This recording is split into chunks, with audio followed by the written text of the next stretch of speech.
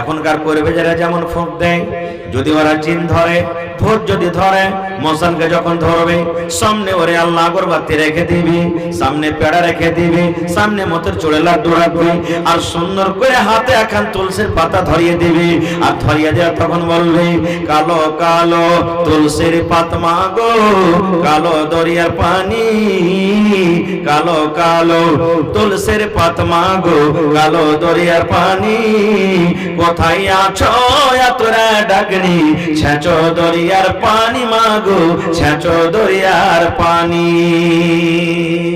নাকি শিরকি কথায় গলা।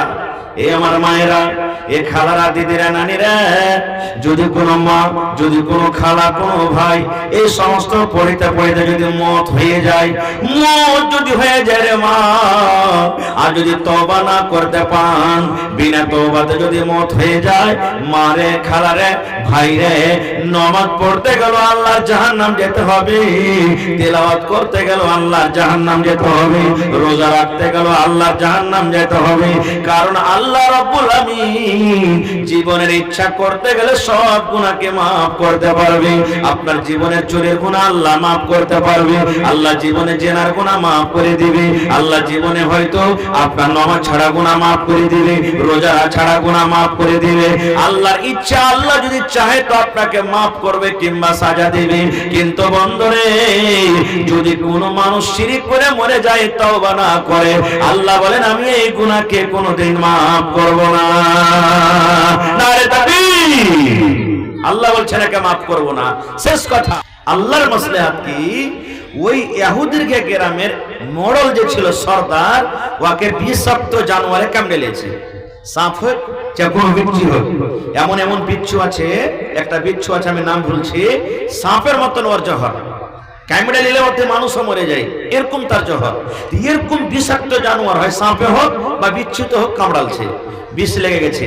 এখনকার মতন কোনটা, তখন ডাক্তার পাবেন, আরে সাপে কামড় দিয়েছে, তাড়াতাড়ি করে সদর হসপিটাল নিয়ে চ, উমুককে দাগ তুমুককে দাগ, কোথায় পাবেন? এবারে কি করে ভালো হবে, কেমন করে ভালো হবে, ছটপটি লেগে গেল। ওই গ্রামের মোড়ল সর্দার, তখন একটা লোক বলছে, যারে মুসলমানের একটা জামাত কিছুক্ষণ আগে যারা গ্রামে থাকতে চেয়েছিল, থাকতে দেওয়া হয়নি, দেখো তো বেশি দূর ওরা যায়নি, ওরা হয়তো কিছু ওঝাগুনি জানে, এলাজ পানি করতে জানে, যদি পারো তো ওরাকে ডেকে আনো।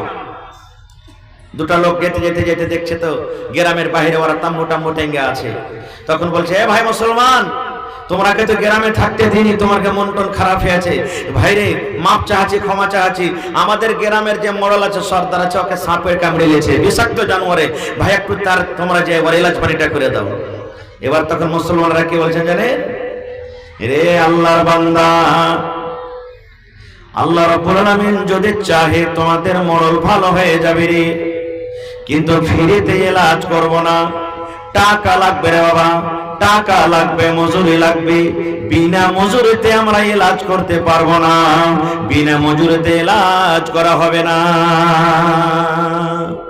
বলছে মজুরি নিবে না তো? হ্যাঁ। বলছে কত মজুরি নিবে? এই করতে করতে কথাবার্তা হতে শেষ কথা 30টা ছাগলে কথা হলো। আবু দাউদের হাদিস এসেছে, কয়টা ছাগল? 30টা ছাগল যদি ভালো করতে পারি তো 30টা ছাগল তোমাকে লাগবে। তখন বলছে ঠিক আছে, 30টা লাগবে তো লাগবে, কিন্তু চলো আমাদের রাজাকে বাঁচিয়ে এলাম, মোড়লকে বাঁচিয়ে এলাম। যেমন আমরাই যখন কোনো মুসিবতে কেউ পড়ে যায়, ডাক্তার বলে দেখো ভাই এই কাজটা করতে গেলে তোমাকে 10,000 15,000 টাকা লেগে যাবে, আমরা মুসিবত দেখে কি বলছি, টাকা দেখিও না ডাক্তার বাবু, যা লাগবে দিব, কিন্তু ছেলেকে ভালো করো, বলে কি বলি না?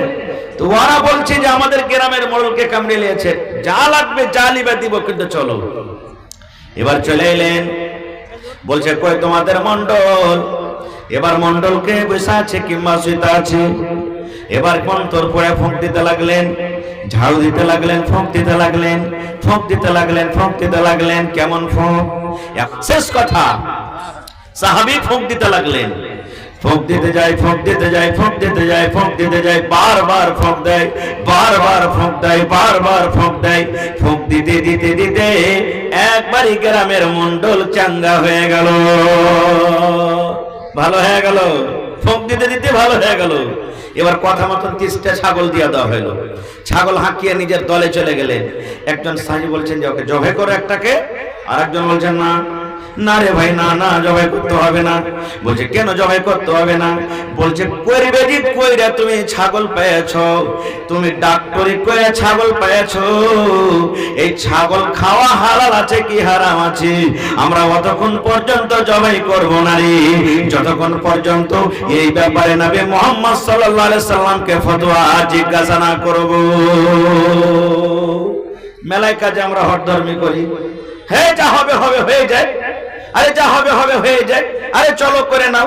মেলায় কাজ এরকম আছে, যেমন একটা উদাহরণ দিচ্ছি, কোন ছেলে কোন বেটি ছেলে জেনা ব্যভিচার করে নিয়েছে, বেটি ছেলে হয়তো বিয়ে হওয়া, এরকম হয়েছে না হয় না? বেটি ছেলেটা বিয়ে হয়, বেটা ছেলে বিয়ে হয়, বা বেটি ছেলেটা বিয়ে হয়, বেটা ছেলেটা আইভি জেনা হয়ে গেল, ধরা পড়ে গেল, ওর পুরুষটা তখন কইছে আমি এরকম বদ বেটি ছেলেকে রাখবো না বাড়িতে। তালাক হয়েছে না হয় না? সমাজের মানুষ তালাক করে দিচ্ছে, আমরা তালাক হয়েছে। কিছু মানুষ তখন কইছে আপ কি করতে হবে, তো শরীয়তের ফয়সালা হলো কি, 2 মিনিট, শরীয়তের ফয়সালা হলো কি যে ওকে ইদ্দত পালন করার পর তখন অন্য সাথে বিয়ে হবে। কিন্তু মেলায় মানুষ বলে কি, হে মৌলানা দেখো না জি হাদিসের কোন পাতাতে দেখো, কোন কোনাতে দেখো, আরে দেখো কোন পাতাটা উল্টে, মানে কোন ভাবে আমরা একটা নাজায়েজকে জায়েজ করে দেব এরকম ভাবে আমরা লেগে থাকছি। কিন্তু সাহাবীর আমল দেখেন, বলছে না রে ভাই না, না রে ভাই না, জবাই করা চলবে না, খাওয়া চলবে না, যতক্ষণ পর্যন্ত এই ব্যাপারে আমরা নবীকে ফতোয়া জিজ্ঞাসা না করব, ততক্ষণ পর্যন্ত আমরা কেউ বকরি জবাই করে খাবো না, ছাগল জবাই করে খাবো না।